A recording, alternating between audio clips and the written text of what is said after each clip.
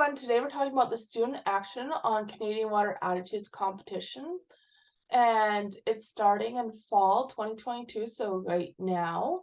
But there are several steps, and as you'll see, the recommended months in which to do the different steps go from fall to winter to spring.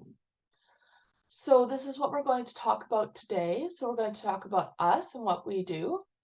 We'll talk about you, about the 2022-2023 Student Action on Canadian Water Attitudes competition.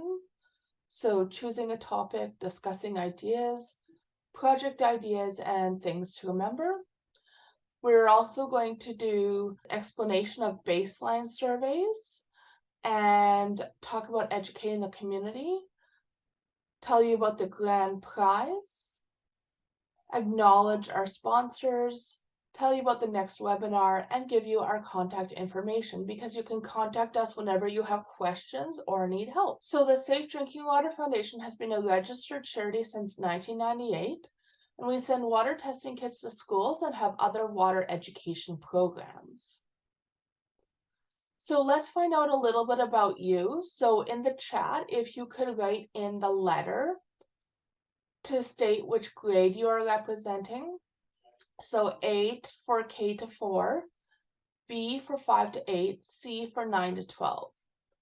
Where is your school located? Type the number which corresponds to where your school is located. So if you're in one of the territories, type 1. If you're in British Columbia, type 2. If you're in Alberta or Saskatchewan or Manitoba, type 3.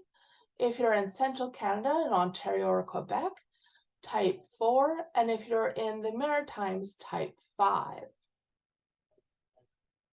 So now we're going to talk about the Student Action on Canadian Water Attitudes competition.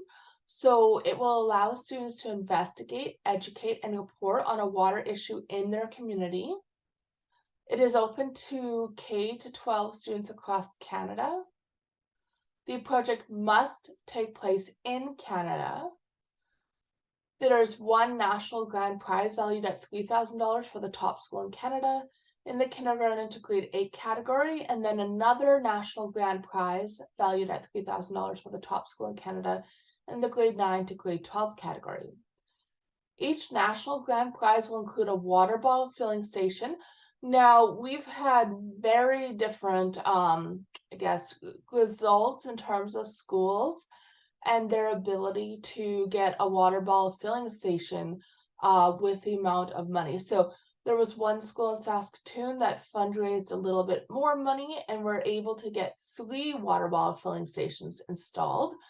Whereas there was another school in Mississauga that said they could not get one installed for $3,000.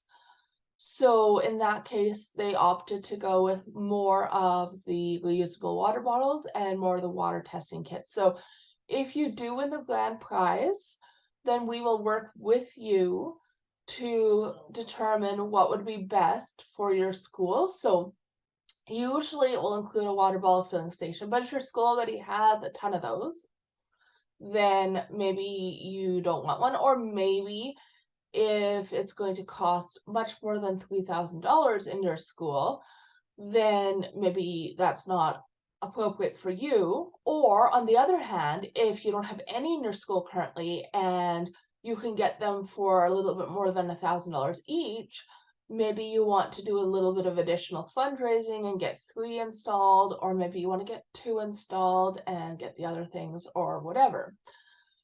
So our thoughts are that it would be a water bottle filling station, a commemorative plaque, and maybe some reusable water bottles and or water testing kits. And then there's an additional prize package for the top school in Saskatchewan, which is valued at $2,200.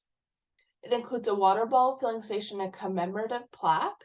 So note that if the top school or schools in Canada are located in Saskatchewan, then the second or the third place school in Saskatchewan will win the prize package valued at $2,200. So if you are a school in Saskatchewan and you are the top school, then you will get a grand prize.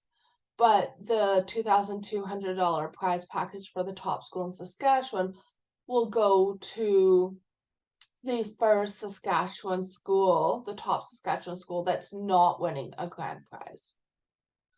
So here's the outline with my thoughts on the months that would work for doing each step. So preliminary survey is in November possibly. So you will put together a survey that asks various questions to help you determine what might be a good focus. You need to ask where their tap water comes from. That is an absolute must. Decide on topic on which to focus. So for example, taking shorter showers, installation of low flow shower heads, not leaving the tap on when brushing your teeth, etc. So once you have those surveys completed, you can then figure out what the issue is amongst the people that you're educating. And you can maybe determine this in December. And I was thinking that because, as we all know, especially in the schools, December is a very busy time. And so it's not a very large step. Inform the community, probably January to March. So create educational material based on your survey results. After your first survey, you will teach your community about your topic and how they can be part of the solution. A follow-up survey, probably in early April, so after you've educated them, obviously. So you need to follow up with the same questions after you have informed your sample group to see the difference you have made, and you need to survey all the same people. Report. So we are tentatively setting the due date for April 28, 2023, so that we have the opportunity to get those prizes to the schools within this school year. That being said, if the schools that are participating seem to need a little bit more time, then we are open to extending that a little bit. So your class will create a report that presents what you have learned about your topic and what you did to change people's attitudes and behaviors. And it will be submitted and reviewed by a panel of judges as well as SDWF staff members. So SDWF staff members, we evaluate the objective criteria and the judges judge the subjective criteria. That's because we might get to know some of the teachers, some of the students, so we only want to judge the objective criteria. Based on the report, the judges will determine the winners of the grand prize. So are there any questions thus far? So let's get into the preliminary survey a little bit more. So in the preliminary survey, you need to ask a variety of questions so you can determine which actions to target to reduce water consumption. You should ask questions that are specific and that are easy to answer in a few words. So for example, do you leave the tap on when brushing your teeth? So that would be a yes or no question.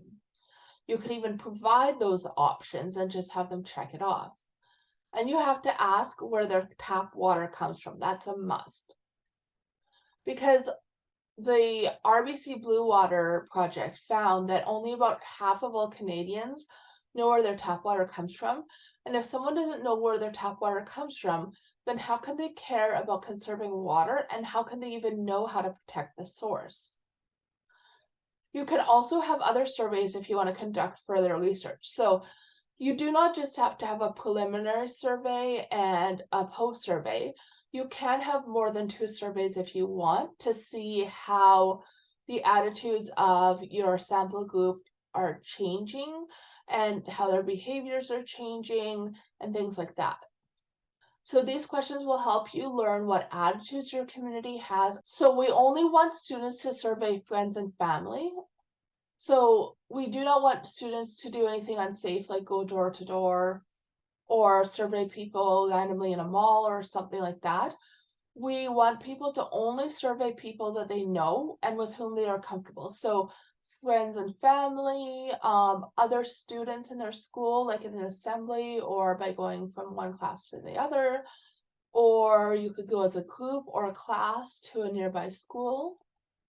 You could ask your friends and family to ask their friends and family, and this allows your survey to reach a lot of people in your community. The more people you ask, the more information you will get. But remember that if you have your friends and family survey their friends and family, whoever they ask will need to take part in a follow-up survey later, and you will need to educate them. So you need to survey the same people when you do the follow-up survey, so the exact same people. If you are not able to survey someone during the follow-up survey, then you need to exclude their survey from the baseline results as well. You can also survey other classrooms or give the survey to all the students at an assembly, or you could survey students at other schools that are close to yours. So to distribute your survey, it might be a good idea to send out an email, because that's an easy way for your friends and family to access it quickly, and also for them to pass it on to their friends and family. You could do a Google form. So if you use a Google account, it will allow you to automatically record the survey results. You can have a paper copy, so you can pass out a paper copy, and that will give you a chance to talk to your audience and explain your questions if needed. It's also an easy way to survey other classrooms of students at your school, or to do the survey during a school assembly, or to survey students at a school near yours. You can do face-to-face surveys, so you can talk to your friends and family, ask them your questions, and write down their answers. So in your baseline data, you want to get a few specific answers to show a difference in attitude and behaviors, and see if you can tally all of people who have a certain attitude or action on the issue. So for example, can you figure out how many people have showers that are longer than 5 minutes? Can you figure out how many people leave the water on when they brush their teeth, for example? So what do you do with the answers you get from your survey? So baseline data, so make sure your first survey gathers all the required information so you can report accurately on the change in attitude. Remember that it's an absolute must that your surveys ask from where does your water come. So you need to record how many people have the correct response. And this is not to be a multiple choice question. This is to be just open response question. Educate your community about the location of their water source. Do not just name it. Encourage them to care, so talk about how much water is drawn from the source, about what might pollute the source water, and ask this question again at the end of your project and see how the number has changed. So for example, the first survey showed that about 60% of people asked had the right answer, but at the end 90% knew where their water comes from. And there might be a great opportunity to educate your participants, because there have been some schools where less than 5% of the students knew where their water came from. You can have people collect data ahead of time so they are ready to answer your survey questions. So for example, if you want to ask someone how many minutes their average shower is or something, then you might need them to collect that data ahead of time. They probably remember whether or not they leave the tap on when they brush their teeth, but people probably don't time their showers. So people might need to have collected data ahead of time. So for example, have your school make an announcement to ask the students to time how long their showers are every day, but do not tell them why you need to know. Calculate the average to get a representation of the school and use this as your baseline data. So here's some important data to keep track of for the report. So you can also find this on the webpage about the competition. So the number of webinars you attended or of which you watched the recordings, the number of students who attended the webinars and or watched the recordings of the webinars, the number of youth, so 0 to 21 years of age, who are directly involved in the implementation of this project. So not just those who are surveyed, but those who helped make the survey, who helped distribute the survey, who helped educate the community, etc. The number of volunteers, if any, who are involved in the implementation of this project. So for example, parents, people from local companies who volunteer, general community members, etc. And the number of volunteer hours which were invested into your project. The number of any formal or informal partnerships that were developed through collaboration as a direct result of this project or this program. For example, did you get the employees at a local company involved? Or did you get the members of a local watershed group involved? Here's some more important data to keep track of for the report. So the number of community educational events which were held. So for example, the number of times students spoke in an assembly about water issues, the number of events at which they spoke, and so on.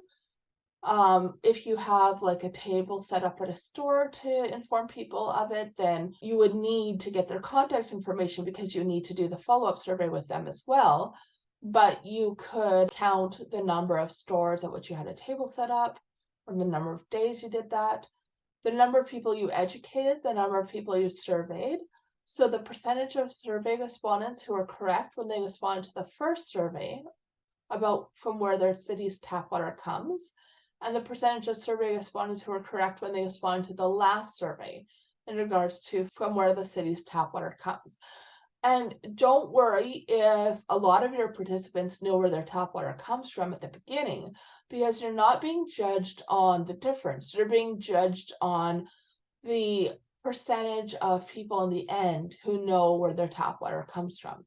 So some classes might have more education to do in that area than others, but regardless of the baseline data, everyone has the same opportunity to get a high percentage on the follow-up survey.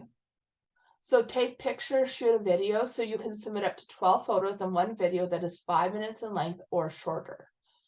So some possible research topics. So depending on your topic, it might be useful to include some facts in your presentation or in the materials you use to educate your community. So for example, the guidelines for Canadian drinking water quality. So you might want to talk about what they are, why they're important for people's health, that the water meets the guidelines, why it is important for people's health that the water meets the guidelines.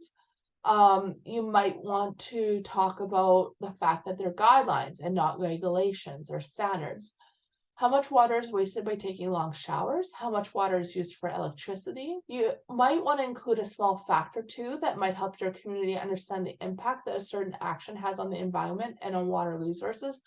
So for example, if you turn the tap off when you brush your teeth, instead of leaving it on, then you save this many liters of water.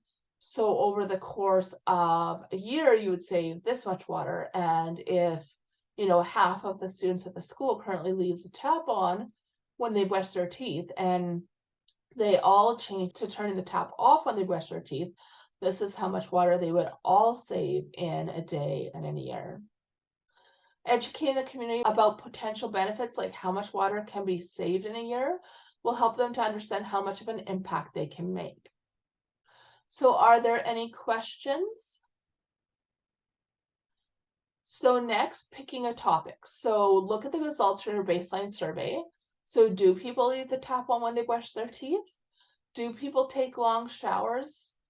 What are the issues with your participants in terms of their water use? Do you have any ideas for your project? So do you already have an idea in mind for your project? If so, you can let us know. If you are unsure about the topic you have in mind, you can share it with us and we can help you.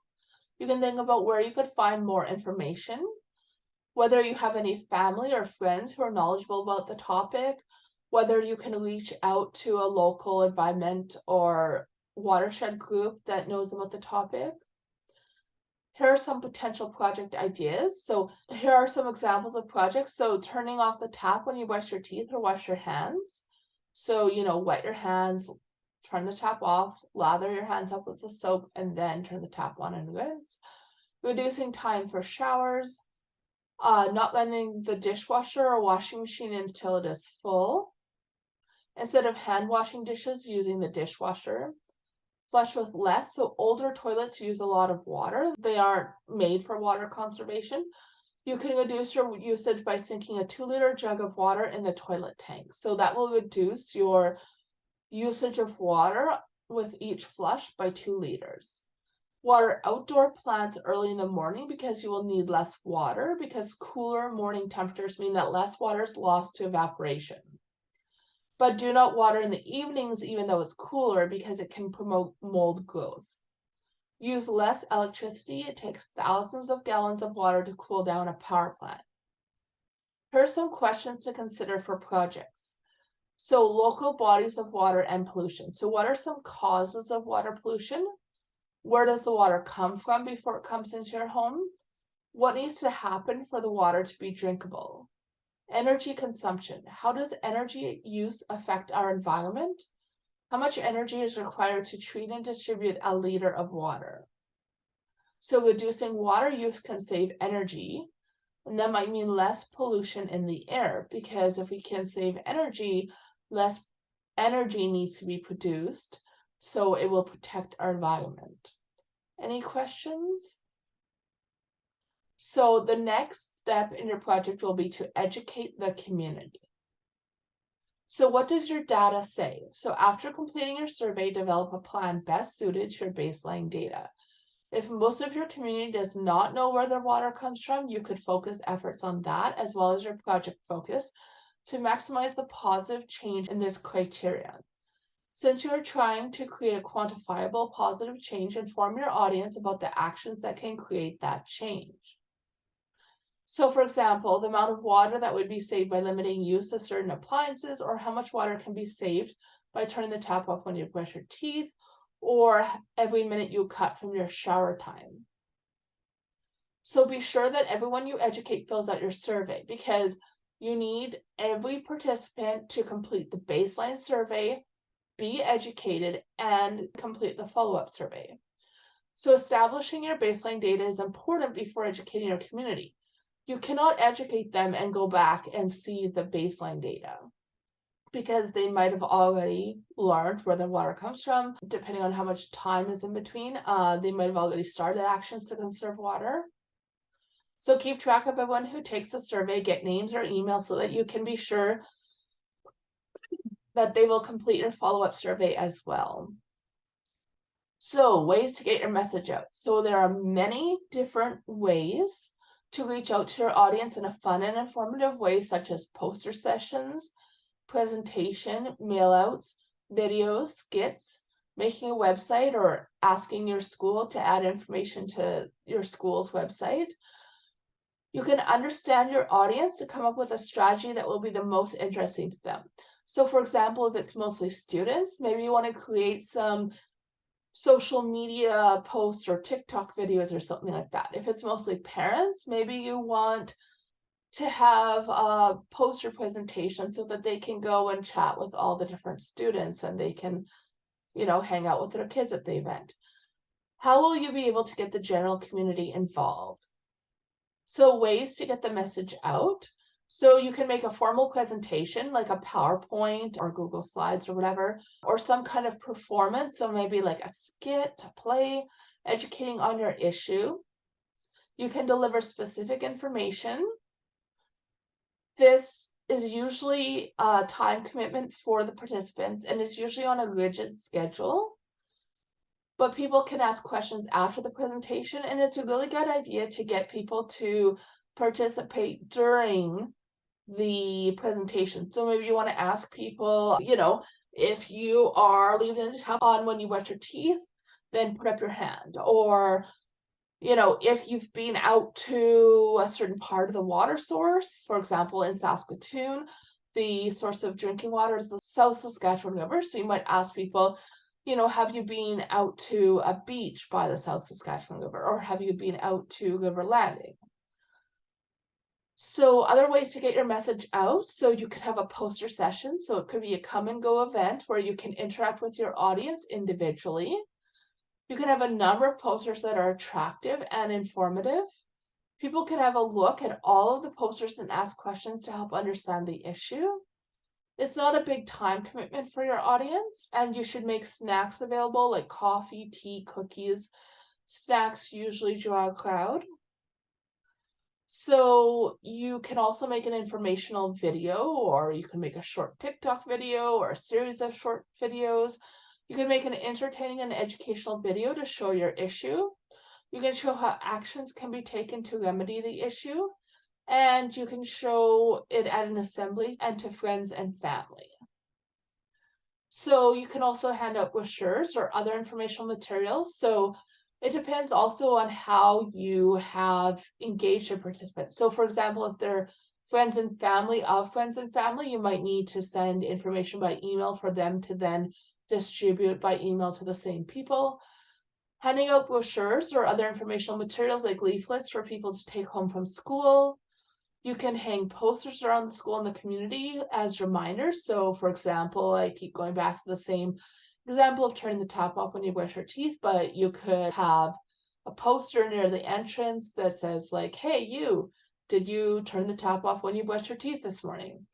It's a less direct form of communication. It could be harder for your audience to ask questions because you might say, like, if you have any questions, feel free to ask, Mrs. Brown's grade 8 class, but then they have to find a way to go there when the class is in session and, they're maybe also in class or know somebody in that class or something like that.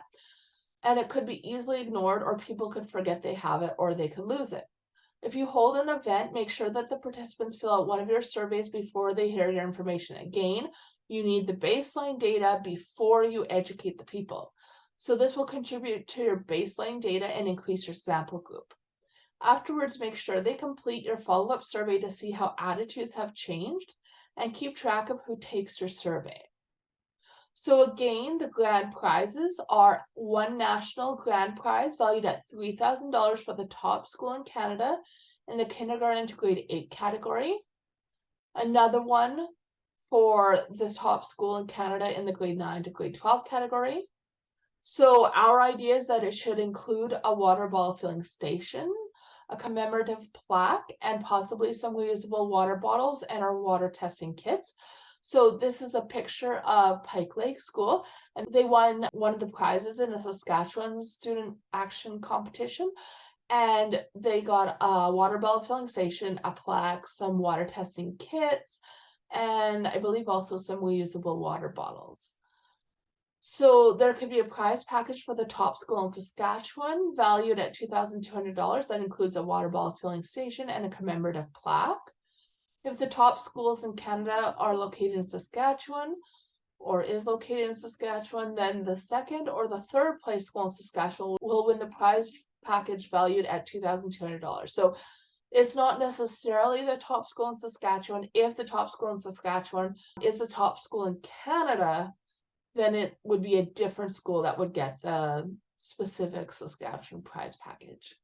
Are there any questions? So I would like to acknowledge all of you for joining today or for watching the recording and for taking part in the competition to raise awareness about water issues. I'd also like to thank the Weston Family Foundation and RBC for their help. So Weston Family Foundation used to be the W. Garfield Weston Foundation, but they've recently changed their name to Weston Family Foundation. And RBC had a 10-year Blue Water project. And this is some funding that is remaining through that project. Thank you for listening. Thank you to all the teachers and to all the students for participating and for watching the recording. So the next webinar will be the week of November 28th, 2022. So we will have webinars approximately once per month, but we won't have one in December because we know how busy schools are in the lead up to the holidays, like Christmas concerts and whatever your schools do. So we're going to have one in November, and then we're going to have one probably about mid-January. So it will be an opportunity to ask questions, get answers, and discuss projects. So it won't be as formal, maybe not as long as this one. So more informal, just like discussing projects, asking questions, things like that. Only the teachers who have registered to compete in the Student Action on Canadian Water Attitudes competition will be invited to the webinar. So make sure to sign up soon if you want an invite, because you'll need to sign up before the week of November 28th to receive an invite. The recordings of the webinars will be available in case there's a day you're unable to attend. So they will all be on that Student Action Competition webpage on our website. Any information you need will also be on our website on that page. Attending webinars also allows you to chat with us about any immediate questions you have, or if there's anything you're unsure about.